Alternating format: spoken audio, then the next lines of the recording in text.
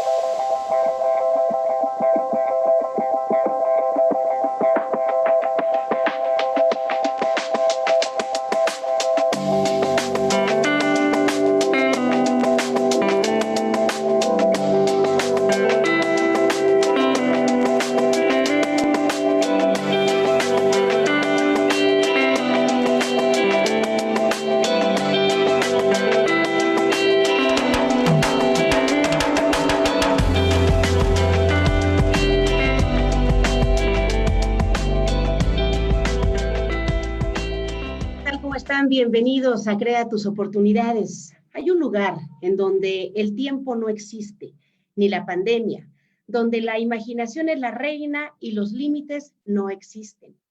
A través de la lectura podemos no solo aumentar nuestro acervo cultural y nuestro vocabulario, sino que además incrementamos nuestra memoria y también las conexiones neuronales. Diversos estudios han confirmado que leer de manera habitual estimula el cerebro y reduce la posibilidad de sufrir, por ejemplo, Alzheimer, o incluso baja considerablemente los niveles de estrés. Leer un libro antes de dormir favorece también el descanso, a diferencia de las pantallas que a través de los estímulos visuales y las luces brillantes alertan a nuestra mente. La selección de un buen libro puede ayudarnos incluso a fijarnos nuevas metas, al recordarnos que los límites no existen y que hay gente que ya ha superado obstáculos en diferentes momentos de la historia. Hoy, en su espacio Crea tus oportunidades, platicaremos con dos maestros, con dos autores, que nos presentarán sus más recientes obras y nos invitarán también a ejercitar el cerebro a través de la lectura.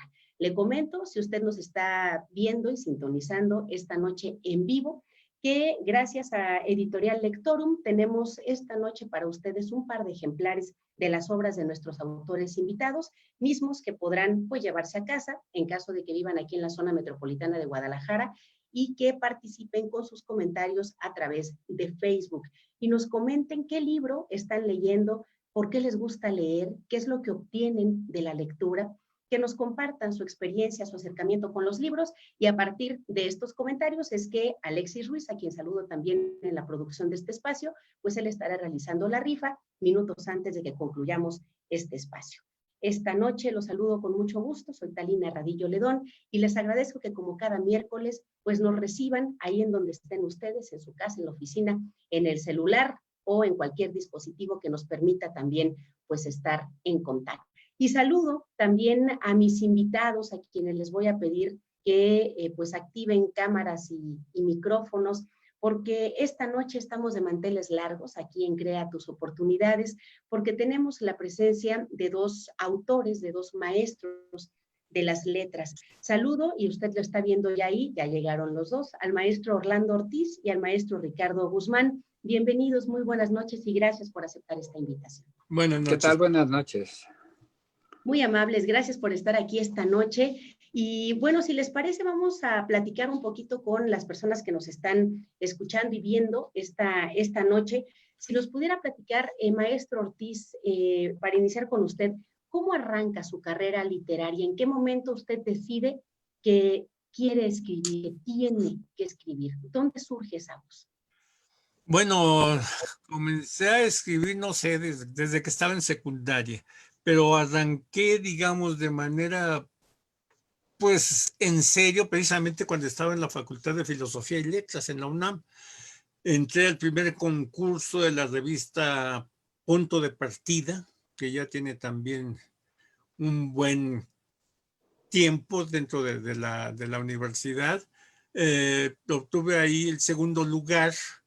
Habían sido jurados Julieta Campos, Emanuel Carballo y no me acuerdo quién más. El maestro Carballo, el día de la premiación, me preguntó, el concurso había sido de cuento, si no tenía yo alguna novela, porque estaba en ese momento creando la editorial Diógenes y tenía digamos, un experimento que era seis novelas de jóvenes escritores mexicanos en concurso.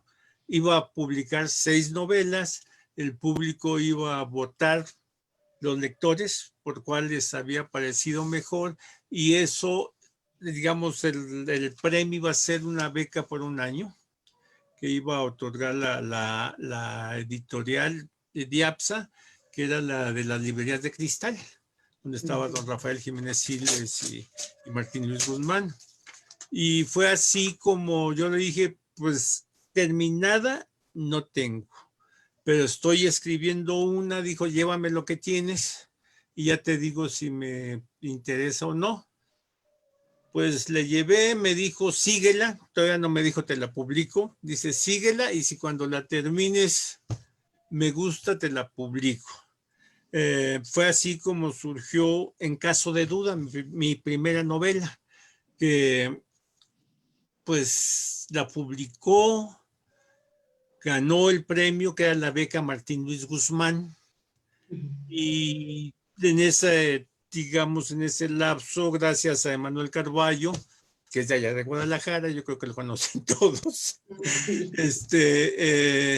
Me puse en contacto con otras, con suplementos literarios, con José Emilio Pacheco, en fin, a Miguel Donoso Pareja, colaboré en el suplemento cultural del día, en el de siempre, en fin, de esa manera comencé. Posteriormente publiqué otro libro, como a los 2 años, es en Editorial Bogavante, y así, de entonces a la fecha, pues han sido un buen número de libros, más de 40, y he escrito guión de novel, de historieta, colaborado como reseñista, columnista, entrevistador en diversos medios, he escrito guiones también para televisión, en fin, de entonces a la fecha, ya fue, la novela apareció en el 68, así que pues ya es un buen cacho de tiempo. Y Y así fue. en el caso, maestro Ricardo Guzmán, ¿usted qué empezó haciendo? ¿También como buen lector o empezó también así como el maestro Ortiz a escribir desde temprana edad? Pues yo creo que igual, es decir, la biblioteca de mi abuela y de mi mamá eran muy amplias. No era raro que me quedara en casa de la abuela y le escarbaba la biblioteca. Y entonces tenía desde el Reader's Digest que llegaba a Estados Unidos hasta Edgar Allan Poe, todos los policíacos clásicos, Chandler, McDowell. En fin, la verdad es que tenía una biblioteca muy amplia y había de dónde escoger. Y yo creo que de ahí me salió un poco el gusto por la novela oscura.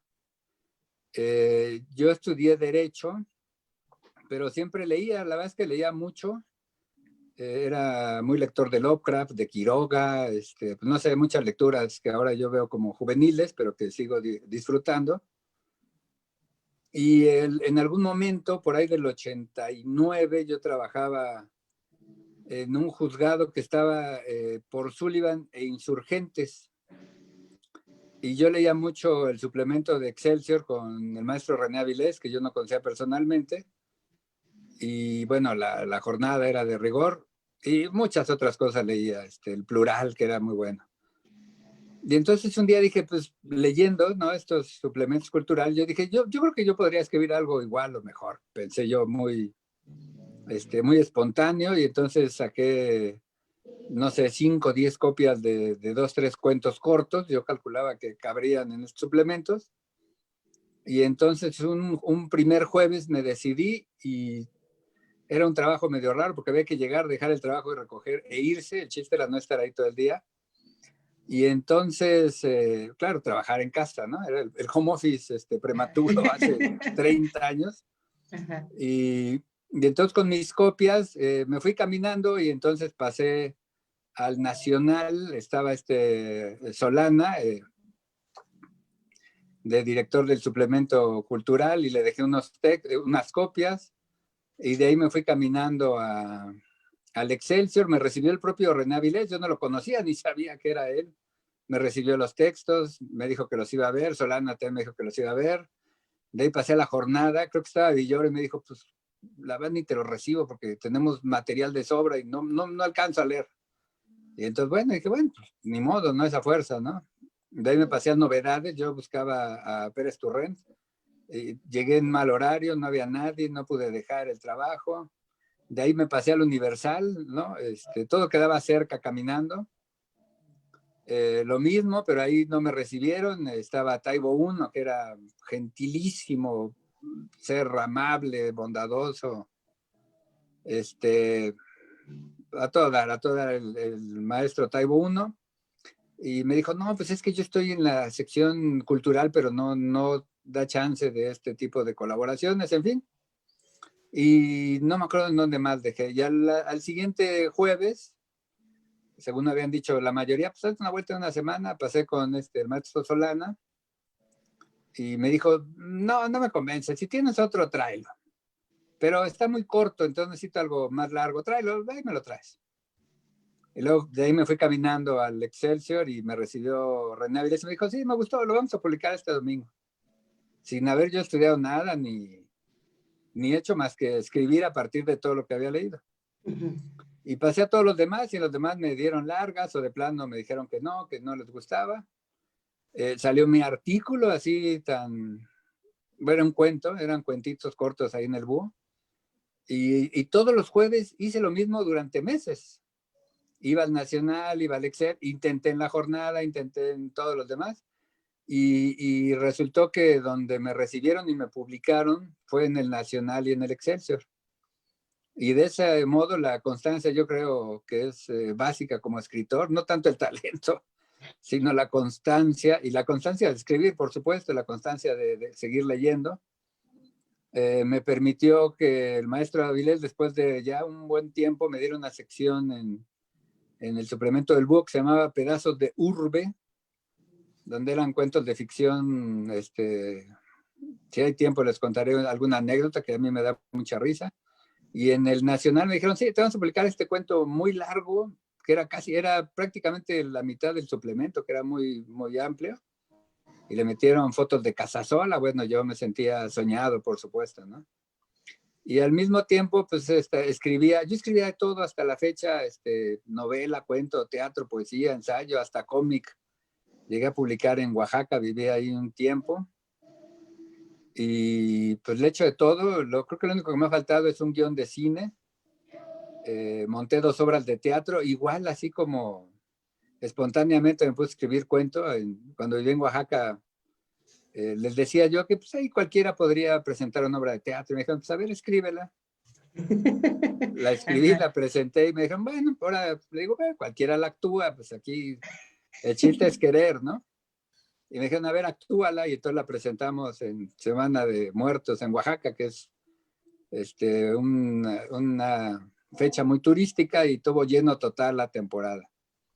Entonces yo creo que pasé de mucho leer a mucho escribir, y ahora con la pandemia y el encierro, pues todos los días leo. Algunos libros me los echo en un día o dos. He desarrollado la habilidad de leer mientras estoy en la caminadora. Y entonces hago ejercicio y leo, y pues hay días en que leo 2, 3 horas. Ando un poco acalambrado de las piernas, pero he leído con mucha constancia y deleite. A ver, hablando justamente de esto que nos comparte el maestro Ricardo Guzmán, de las bibliotecas familiares, ¿no? Antes era, y ahora que estoy viendo la imagen o su parte, digamos, de respaldo, maestro Ortiz, de todos estos libros, ¿en su caso también se leía mucho en casa? ¿Había este acercamiento con los libros o no?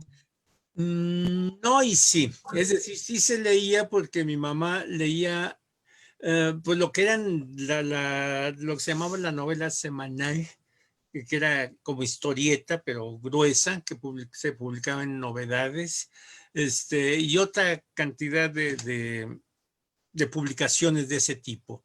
Mi papá era ingeniero agrónomo y él lo que tenía era revistas de agricultura, entonces pues digamos, no había esa biblioteca como tal, lo que tenía era una colección de revistas de agricultura, pero mi mamá sí leía y pues cuando tenía amigas que tenían un libro, decían, ese está muy bueno, préstamelo, etcétera, etcétera, y las historietas en aquel entonces, pues no había mucho dinero y lo que hacíamos era alquilárselas al peluquero. Entonces el peluquero cuando llegaba en la semana decía, ya me llegó la semanal, ya me llegó Cárcel de Mujeres, ya me llegó la novela policíaca, todas esas que serían el equivalente ahora del libro vaquero, ¿no?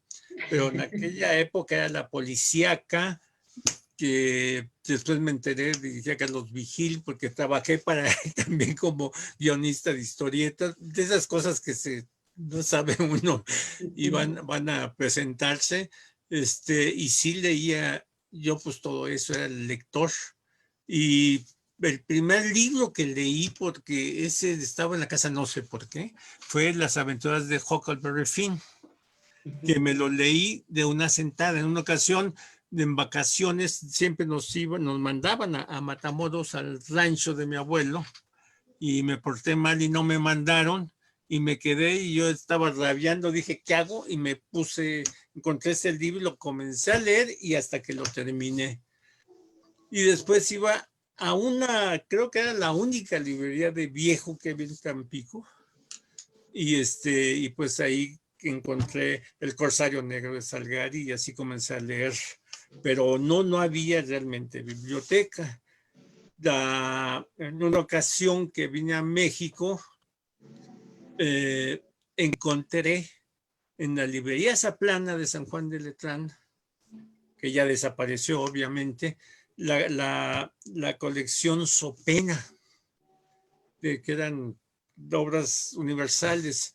Encontré a Salgari, a Anatole France, a los autores franceses y a Shakespeare y demás, porque era el equivalente, vamos a suponer, a lo de Sepancuantos de Porrúa, muy baratos. Y entonces fue lo primero que comencé a leer, pero cosas que yo compraba cuando venía, y eran siempre de esa colección, ¿no? Porque eran los que veía baratos y eran muy buenos. Y después pues he ido formando bibliotecas. Digo bibliotecas porque en una o dos ocasiones las he dado, las he regalado lo que tenía. Cuando me vine para acá, todos los que tenía de Sopena los dejé en el Instituto Regional de Bellas Artes de Tampico. Dije, luego cuando regresé en una ocasión, ya no había ninguno. Ah, No, caray. así de otro lado, luego les he dado a otras bibliotecas, etcétera. Y pues lo que tengo es lo que me ha ido quedando, ¿no? Y pues ahí podríamos decir que las ganonas han sido mis hijas, ¿no? Porque ellas sí tenían de dónde leer, y Ajá. por dos lados, porque mi esposa es doctora en historia y yo en literatura, entonces por un lado, por otro, tenían a lo que les gustaba, ¿no?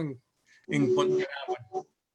Y yo, Y digamos, la fortuna que tuve de encontrar a Salgari fue que las novelas de aventura pues me remontaban a los piratas, a los aventureros, etcétera, ¿no?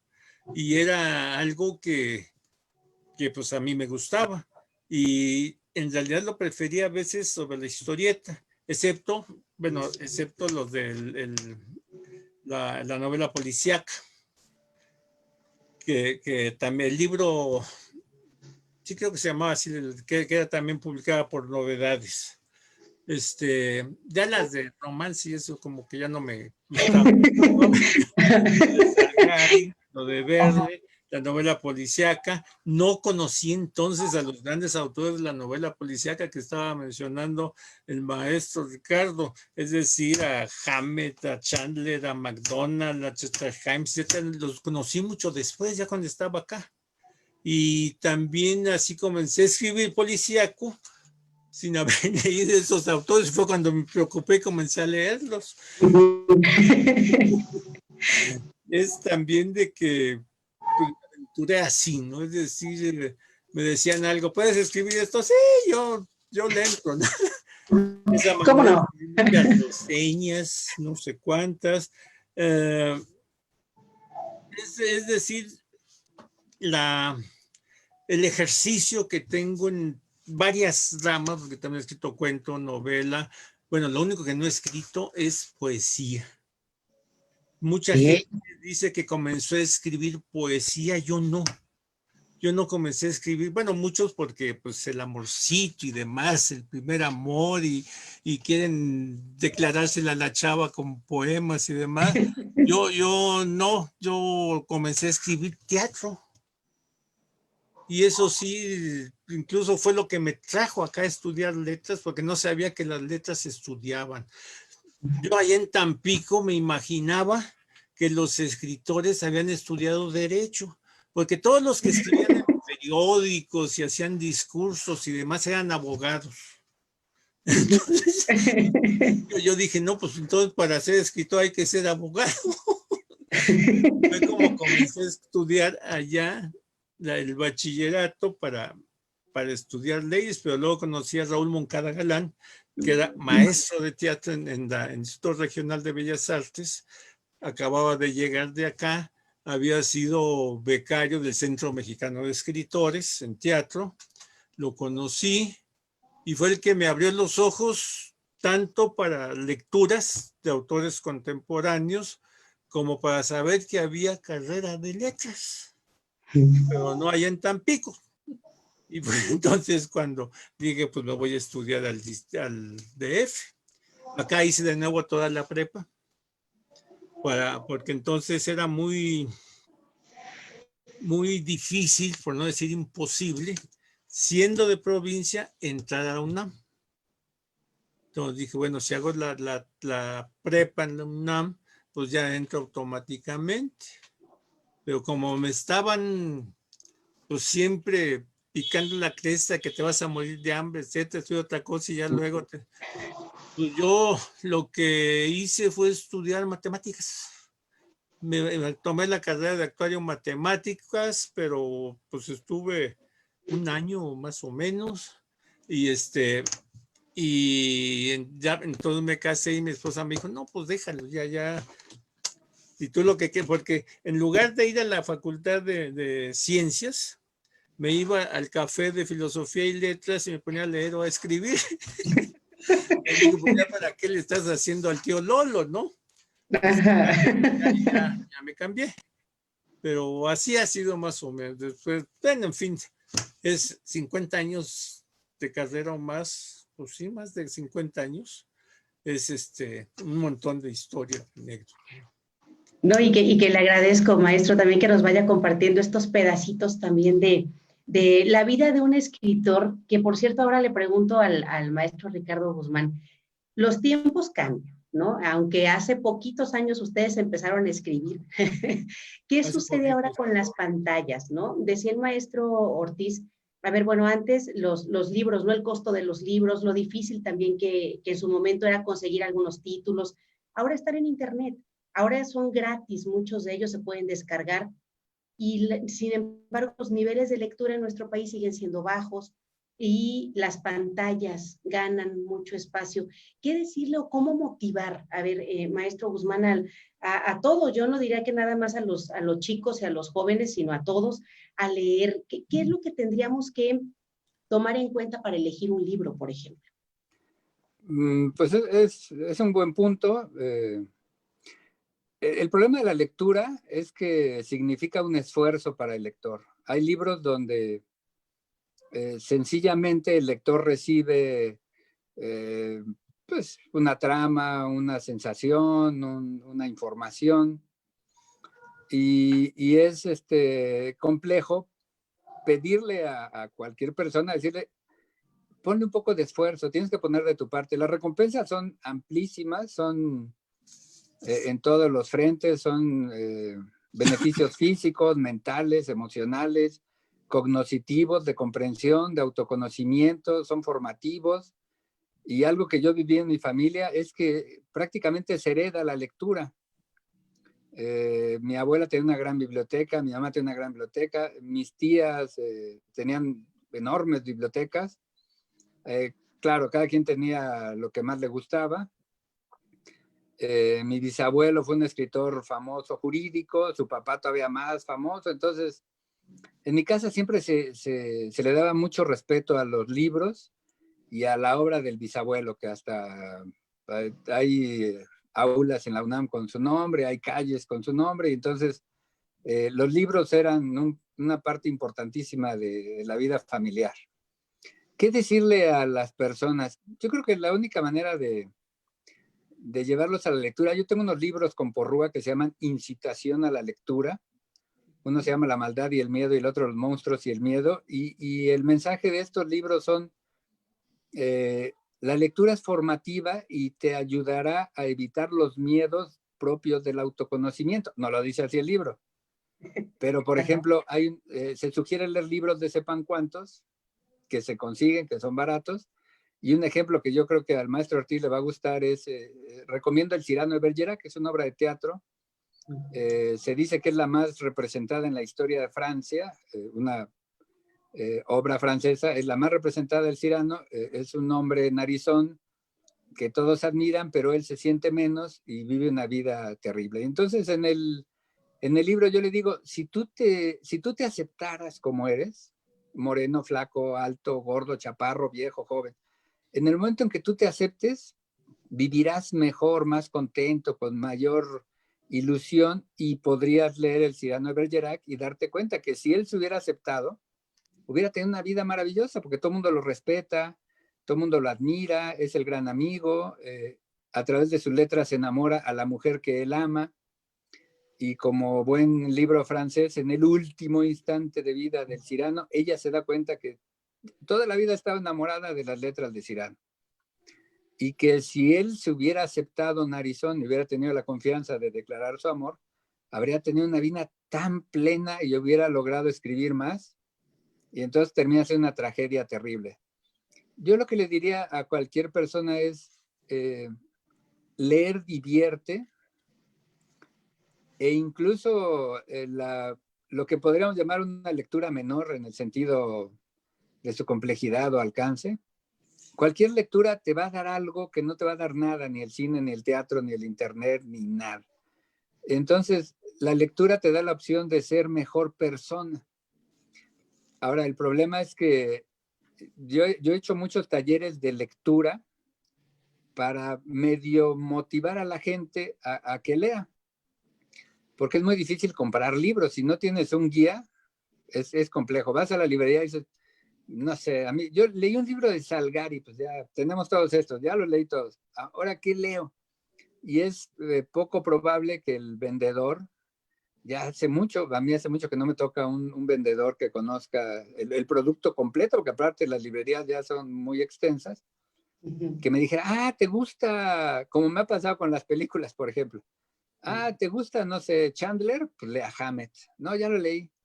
Entonces ya leíste a esto, pues lea a Himes. No, ya lo leí. Bueno, entonces te voy a recomendar a Bernal con El complot mongol. Ya lo leí. Santo Dios, bueno, pues te voy a recomendar a Solá con El paraíso de las damas. Ese no lo he leído. Y ya te lo llevas, ¿no? Entonces, es complejo la temática, pero si no hay el impulso de la lectura, es muy difícil. Ahora, la ventaja del internet es que ahora uno le puede poner autores parecidos a Orlando Ortiz, y a lo mejor habrá otros, no sé, por generación, por temática, y el propio internet ya te da algunas pistas. Libros de Ricardo Guzmán Wolfer, pues tales. libros parecidos y entonces a lo mejor el internet te da.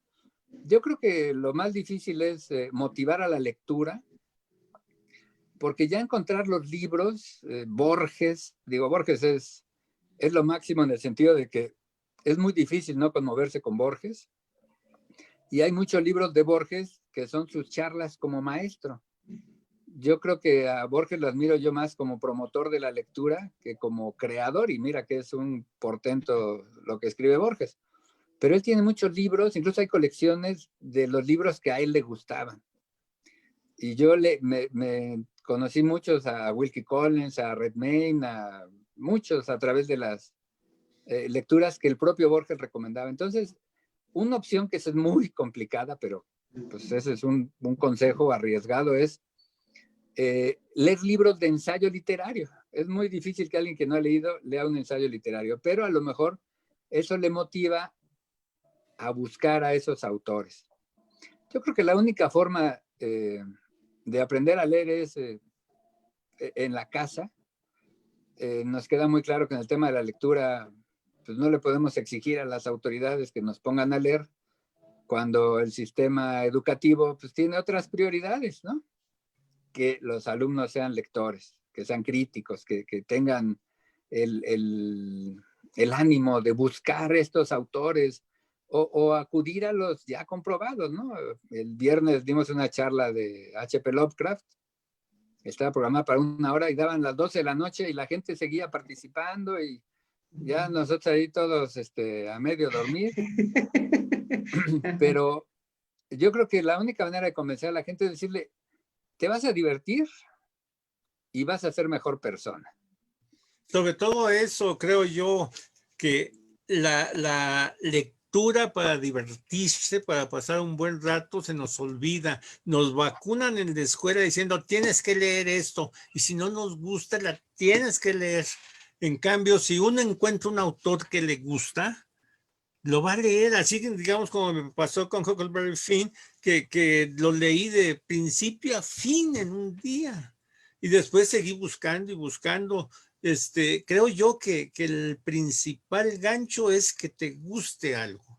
Si hay un libro, un autor francés, ahorita se me fue el nombre, que dice, si tienes el derecho, los derechos del lector, de que si agarras un libro y no te gustó, déjalo. No te pongas como propósito acabarlo, porque entonces es como, pues se indigesta uno. Castigo. Y hay que tomar una cuestión muy importante, que hay como 2 niveles de lectura.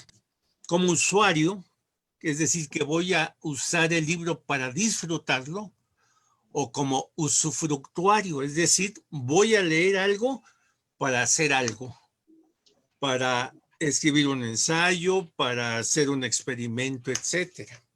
Entonces, es lo que yo creo que para jalar al lector es principalmente como usuario, para que disfrute la lectura. Y habrá los que disfrutan con la ciencia ficción, con la policíaca, con las novelas románticas, ¿por qué no? Etcétera. Y eso es lo más importante. Y si uno como padre quiere dejar a sus hijas o hijos, la lectura tienen que verlo leyendo. Sí, Si no fíjate aquí. uno leyendo, si los maestros no leen, yo creo que los maestros de primaria se han leído un libro en su vida es mucho, fuera de los de texto.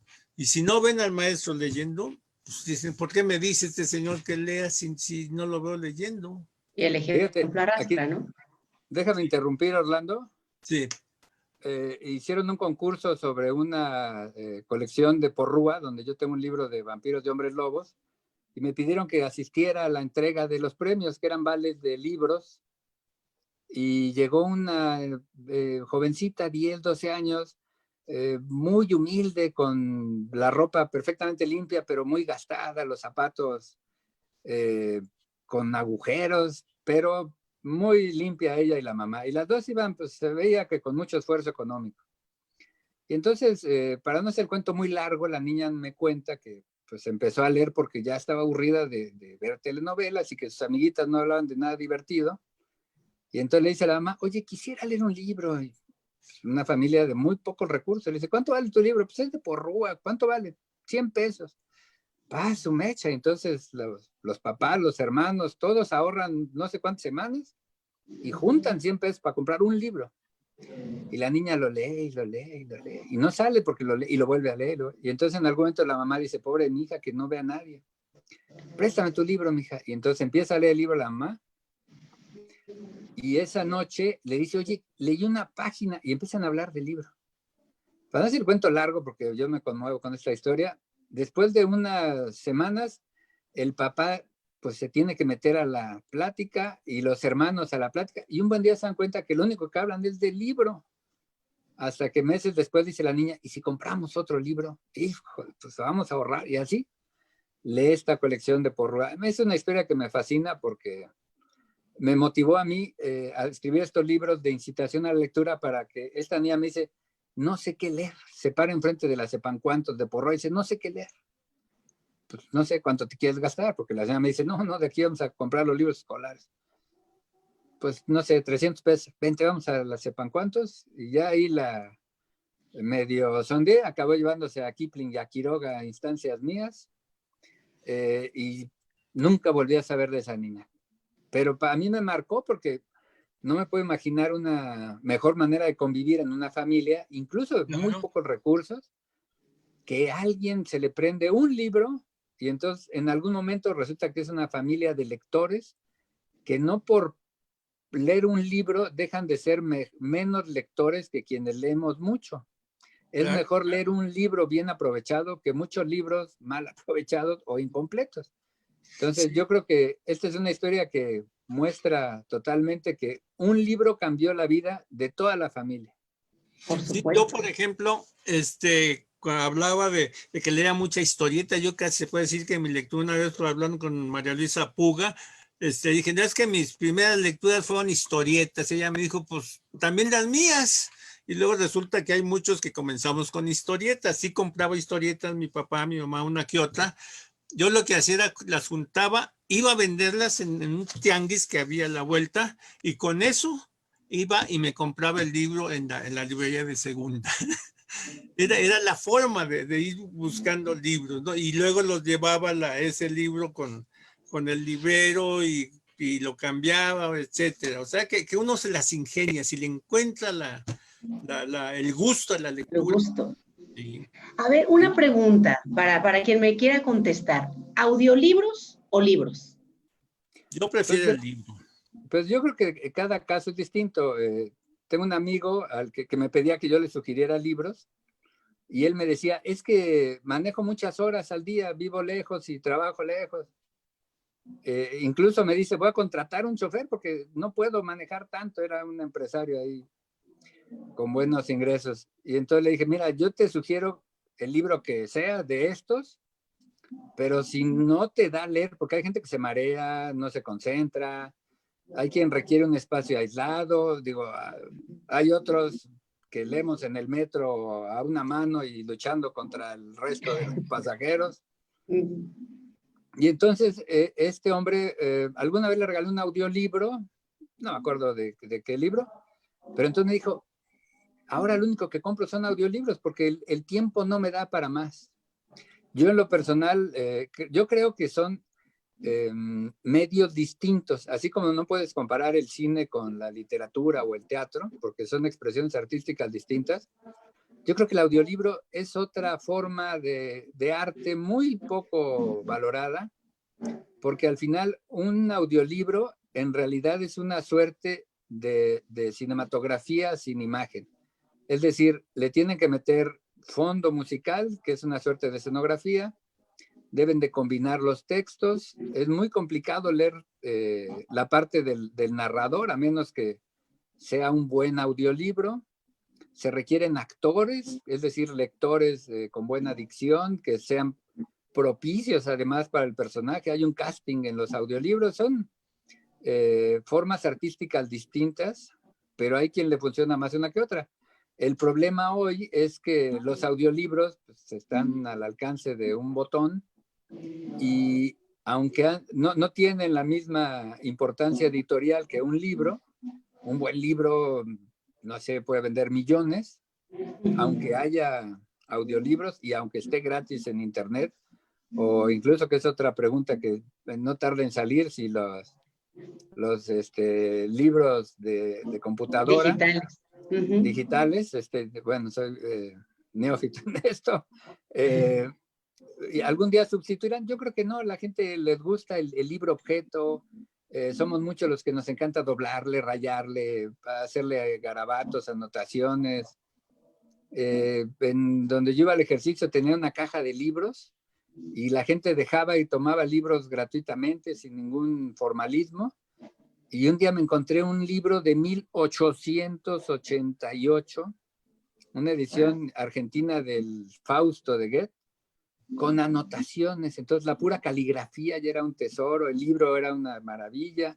Y a través de las anotaciones yo me di cuenta que quien lo había leído pues un siglo y feria antes, era un lector muy crítico, porque le hacía preguntas a la obra y cosas de estas, ¿no? Entonces, yo creo que el libro objeto seguirá siendo el rey de la lectura, pero si a los espectadores de este programa les funcionan los audiolibros, yo creo que es simplemente una manera de entrarle. El cómic, hay cómics muy valiosos, gráfica y letrísticamente, valga la expresión, que se pueden comparar porque son expresiones distintas, no porque pensemos en cómics simples o baratos en el sentido de que están mal hechos, sin mucha intención, significa que no haya cómics de primer nivel. Hay caricaturistas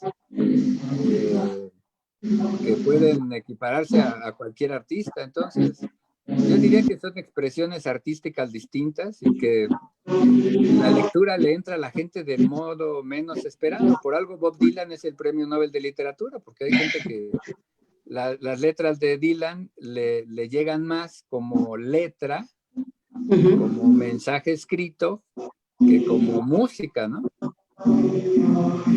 Hay comentarios que están llegando de la gente que los está escuchando y ahorita, bueno, si me permiten, les vamos a dar lectura a esos comentarios para que después nos presenten sus obras, cada uno de ustedes, ¿les parece? Y dice por aquí, bueno, Viviana Ramírez les manda saludos, lo mismo que María Ávila, Claudia Plasencia también, Jorge García, Moreno Ram, Jesús Vega, también está saludando, Norma Cortés, María Olga Rubalcaba, Cecilia González, Elena González también. Nailea Soy dice, qué buen tema, gracias por compartir, saludos a los invitados. Rolando Rivera Don Juan dice, buenas noches, saludos desde San Luis Potosí, donde nos está viendo Rolando, saludos a San Luis Potosí.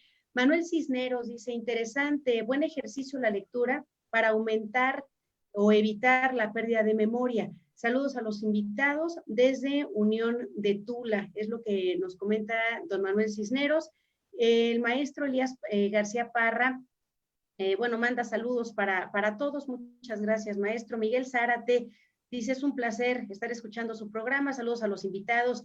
María Ávila dice, muy interesante los dos maestros, y es verdad, deberíamos de tener la cultura de la lectura. Emilia Zamora también manda saludos, y bueno, pues ahí están los saludos y los comentarios de la gente que los está escuchando y viendo esta noche. Y a ver, le quiero preguntar al maestro Orlando Ortiz acerca de su obra Relatos del Presente. Estaba leyendo, como viene obviamente cerrada, porque es parte de los ejemplares que el auditorio se va a poder llevar esta noche. Son cuentos, pero cuentos que hablan acerca de la verdad violenta, de la realidad violenta que estamos viviendo. Pregunta, maestro, ¿por qué leer más de la violencia ahora en un libro, cuando todos los días nos enfrentamos con nota roja? A ver, ¿por qué habría que leer? La literatura no solo, digamos, informa, sino que también forma. Y lo que leemos generalmente en la prensa y en los medios es el cártel fulano llegó y ametralló, se enfrentó con la policía, con los federales, etcétera, ya tomaron un pueblo, etcétera, pero son, digamos, el punto de vista de los violentos, de los delincuentes. Y yo en este libro lo que trato es de ver la otra cara. Es decir, yo no recuerdo haber leído algún libro o alguna crónica donde se vea el aspecto del dolor de los deudos, de las personas que sufren esa violencia, de las personas que han sido secuestradas o le han secuestrado a un pariente.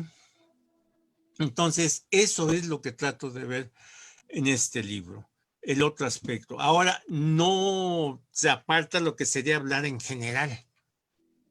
Trato precisamente de esto que llamaban algunos teóricos de la particularización, que para incrementar el aspecto dramático de la historia. Esto sería el equivalente, digamos, a la tragedia. La tragedia, pues, ¿qué es? Siempre hay muerte.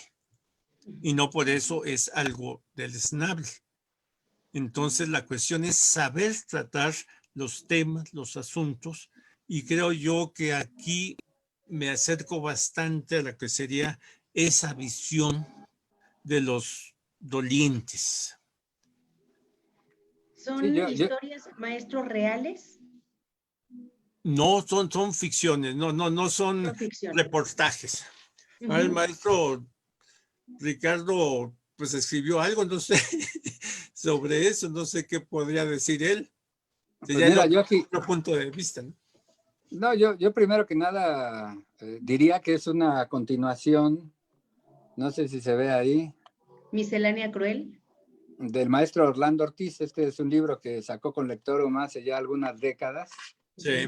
Y sigue esta del 98, ¿no? Pues ya del milenio pasado. Sí. Es el gusto del maestro, porque eso también hay que decirlo. La lectura no necesariamente debe ser placentera, como si solo necesitáramos comer pasteles y dulces todo el día, sino que a veces pues hay que comer verduras que saben horribles o echarle un poquito de aderezo para que no nos pique la lengua el jengibre, por decir algo. Y yo creo que los cuentos del maestro Orlando son muy valiosos porque humanizan esa violencia. El problema de humanizar la violencia es que el lector se confronta con la realidad y llega a ser intolerable para unos, pero sin duda es un reto para el lector comprender que atrás de esas cifras demenciales de muertos, de desaparecidos, de secuestrados, de mutilados, toda esta barbarie que es una avalancha, parece imparable. En esta barbarie nosotros, sin embargo, tenemos la posibilidad de ser más humanos. Y la lectura del maestro Ortiz es una lectura literariamente impecable, novedosa en el sentido de que busca tomar el argot popular. Sus personajes hablan como habla el pópulo, para bien y para mal.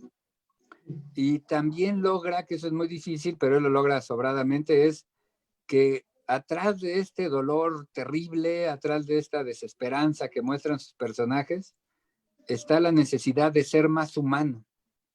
Y entonces sus libros son un reto para que el lector diga, la realidad es muy difícil, pero yo elijo ser mejor persona y buscar hacer algo al respecto.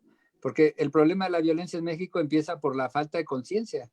Mientras no nos toque el delito, mientras no sea algún pariente o uno mismo, bueno, pues son cifras, los políticos se organizarán, es cosa de ellos, no de nosotros, los ciudadanos de pie. Pero la verdad es que la violencia nos llega de distintas formas y ni siquiera lo concientizamos. Entonces, la lectura de los cuentos del maestro Orlando son muy propicios para concientizar una realidad que lleva décadas.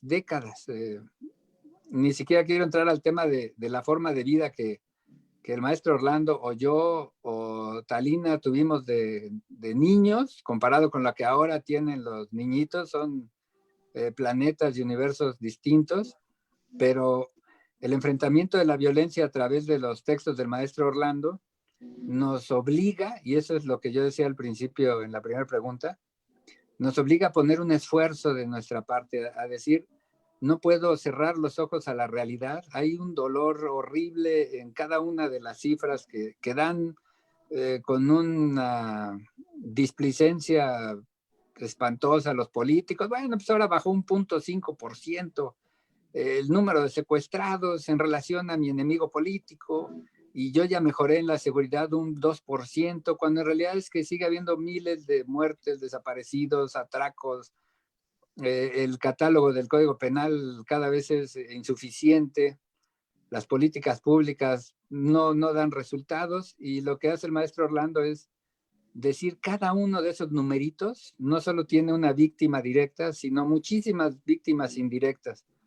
Y eso nos confronta con nuestra propia realidad, pero nos obliga de entrada a meditarlo y después pues a tomar una posición, sino a hacer algo. Digo, yo no digo que vamos a leer a Orlando Ortiz y vamos a ser activistas políticos, pero lo que sí creo es que lo vamos a leer y vamos a concientizar una realidad de la que nunca podremos escapar, ni aquí, ni en Estados Unidos, ni en ningún lado, y a la cual tenemos que por lo menos tener una opinión, una postura y sobre todo una empatía con las víctimas directas e indirectas, y también con los involucrados. Hay miles de policías y militares que han perdido la vida en la lucha contra la delincuencia, y de pronto resulta que son enemigos de la patria, que son corruptos, y todos los muertos y todos los torturados por el narco y todas las familias desaparecidas, los pueblos abandonados. El maestro Orlando toca muchos frentes de esta violencia terrible, pero yo creo que es un claro ejemplo de que la lectura, no por placentera ni formativa, deja de exigirle un esfuerzo al lector. Y en ese sentido, leer a Orlando Ortiz es una alegría, porque pues, uno reconoce la voz de los vecinos, de la gente de a pie, de los camiones, de algunas regiones del país tal vez, pero no deja de evitar que uno se dé cuenta de que la realidad que percibimos es mucho más compleja de lo que uno tiene consciente. Entonces, yo es un libro que por supuesto recomiendo, pero a algunas personas les digo, pero leer a Orlando Ortiz te va a confrontar, y hay gente que no le gusta. Pero yo creo que es un libro muy recomendable, no solo testimonial en el sentido de que es algo que hace unas décadas nadie escribiría.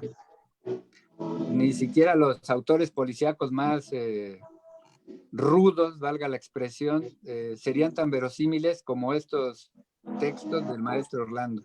Yo creo que es un claro ejemplo de que nos pone a trabajar a los lectores en decidir, primero, seguir leyendo, y segundo, qué voy a hacer en esta realidad que ojalá no me toque, pero que me está ahí circundando, y es cosa de tiempo para que directa o indirectamente me alcance. Yo creo que indirectamente todos hemos sido afectados. Digo, nadie deja salir a sus hijos, antes de la pandemia, por supuesto.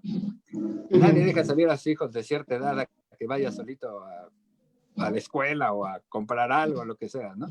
Entonces, yo creo que es un libro muy bien escrito, y que a más de uno le va a resultar un poco pesado, pero es un libro revelador, y lo que es peor, revelador del propio lector. Uno se va a dar cuenta de quién es después de leer a Orlando Ortiz.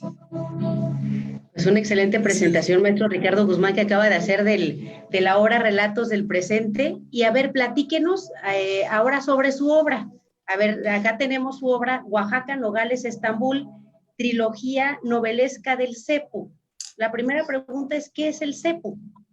El Cepo es el personaje central. Son 3 novelas. La primera se publicó hace aproximadamente 20 años, un poquito más.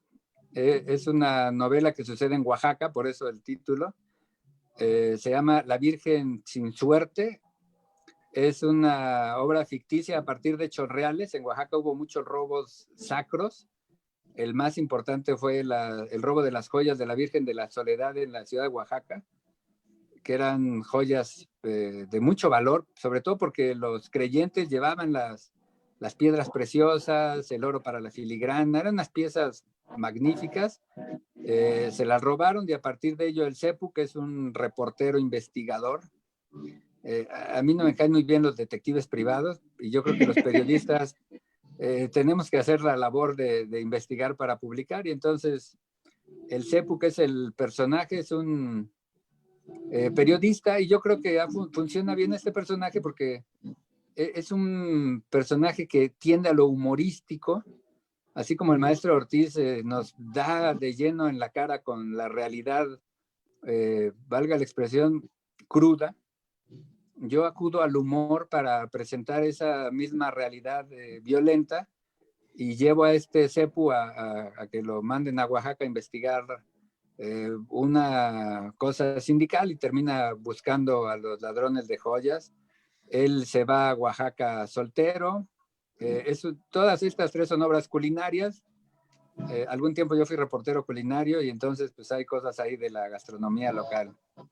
El segundo libro sucede en Nogales. Ahí el Sepu se va recién casado y se enfrenta con el tráfico de indocumentados. Esa obra salió hace como unos 15 años, la publicó Lectorum, por cierto. Tuvo muy buena acogida. De pronto resultó que yo era, gracias a esa obra, autor fronterizo, porque era pues tal vez la primera novela de Nogales como escenario de este Sepu que por un lado lucha con la esposa, es este personaje donde es el esposo sufrido, que es muy recurrente en la literatura y cinematografía mexicana, el esposo sufrido que en algún momento se rebela contra la esposa y las circunstancias, tiene ahí un hijo, y luego en la tercera novela, que esta sí es inédita, que es El héroe de Capadocia, el Sepu se divorcia en las primeras páginas, y ahora divorciado se va a buscar a un delincuente primero a Marruecos y luego a Estambul, donde detecta el tráfico de joyas arqueológicas que se han robado de México, y al mismo tiempo se enfrenta contra la mafia del mal gusto, que es esta mafia que solamente importa productos ilegales, es decir, fayuca, diríamos antes, pero que siempre es de mal gusto, ¿no? Y entonces el Sepu se va a topar a Estambul contra esta mafia del mal gusto y recupera unas joyas arqueológicas. Son novelas humorísticas. Yo prefiero recurrir al humor para presentar temas que pues siguen siendo violentos, ¿no? Hay una escena en que el Sepu se va de mojado con los mojados para conocer qué es lo que sucede, y pues da un testimonio directo de cómo cruzan los indocumentados, los peligros a los que se enfrentan, las vejaciones recurrentes de los dos lados. En el fondo yo creo que por eso admiro al maestro Orlando, porque aunque hablamos de lo mismo, que es esta realidad violenta, cruda, la que hay que enfrentar de algún modo, yo elijo el humor para presentarlo. Y claro, el humor es, el maestro decía con mucho tino, la tragedia, no por tragedia es deleznable.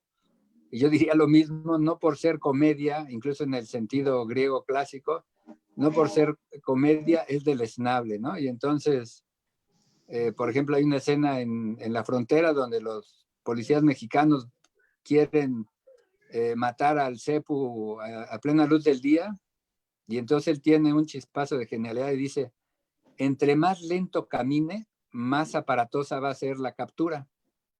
Y los policías dicen: ah, caray, ¿cómo que en cámara lenta? Pues si las corretizas son rápido, ¿no? Y entonces el Sepu empieza a caminar lo más lento que puede, y los policías le siguen la temática para no llamar la atención. Entonces vemos una extraña persecución en cámara lenta, cada vez más lenta, y de forma tal que los policías caen en la trampa, y el Sepu, porque hay un tren que cruza la ciudad de Nogales, el Sepu cruza las vías del tren, y los otros policías, por querer emularlo en la cámara lenta, se los lleva el tren literalmente, ¿no? Entonces son novelas, al final son policíacas, pero antes que eso pues son humorísticas, y hay muchos atisbos ahí de reflexiones, de autoconocimiento por parte del Sepu. ¿Quién soy? ¿Por qué hago esto? Y en algún momento pues, se plantea: ¿para qué me casé? ¿Por qué me divorcié? ¿Qué hago aquí con las mujeres?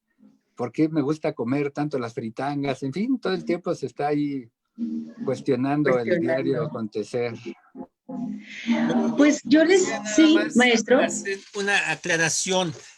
La parte trágica está en este libro, pero no nada más veo las partes trágicas. En el que demostró el maestro, el que se llama Miscelánea Cruel, hay cuentos que son humorísticos. Tengo otra novela que también es humorística, es decir, yo también soy partidario, me imagino como él, de eso que dice que el humor tiende a ser más ácido y crítico que la parte trágica. Pero en este libro, pues era la parte trágica en la que estaba yo trabajando. Pero soy como él, es decir, en ese sentido creo yo que lo humorístico tiende a ser muy eficaz para criticar un sistema, una sociedad, una política, etc. Pues yo les agradezco, digo, por mí, capaz si nos pasaba lo mismo que comentaba el maestro Ricardo, aquí nos daban las 12 de la noche y les seguíamos, pero les quiero agradecer en verdad mucho a los dos, al maestro Orlando Ortiz, al maestro Ricardo Guzmán, esta noche, esto que nos han regalado, más allá de conocer su obra, conocer a las personas que elaboran, a los escritores, a los artistas, ¿no? Que son ustedes y que son los que nos regalan justamente estas historias. A los dos, desde acá, desde Guadalajara, les enviamos un abrazo muy fuerte y mi agradecimiento junto con la editorial Lectorum por habernos acercado también con ustedes. Muy amables. Gracias, buenas noches. Muchas gracias y Invitación. yo creo que los escritores también tenemos la obligación social de promover la lectura. Entonces aquí estamos dispuestos a ello con mucha alegría. Muchas gracias por la invitación. Al contrario, Gracias, muchas gracias a los dos. Gracias también a Alexis Ruiz, que estuvo en la producción del espacio, a usted que nos estuvo acompañando. Se despide Talina Radillo Ledón y le recuerdo que en mi canal de YouTube, a partir de mañana, seguramente ya estará también este programa a su disposición. Que tenga una excelente noche. Pásela bien. Salir. Ya salimos.